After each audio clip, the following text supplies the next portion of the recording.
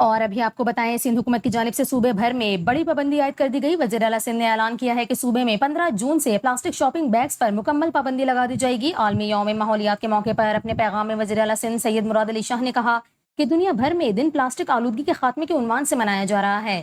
انہوں نے کہا کہ ہمیں اپنے ماحول کو پلاسٹک آلودگی سے بچانے کے لیے اجتماعی کردار ادا کرنا ہوگا۔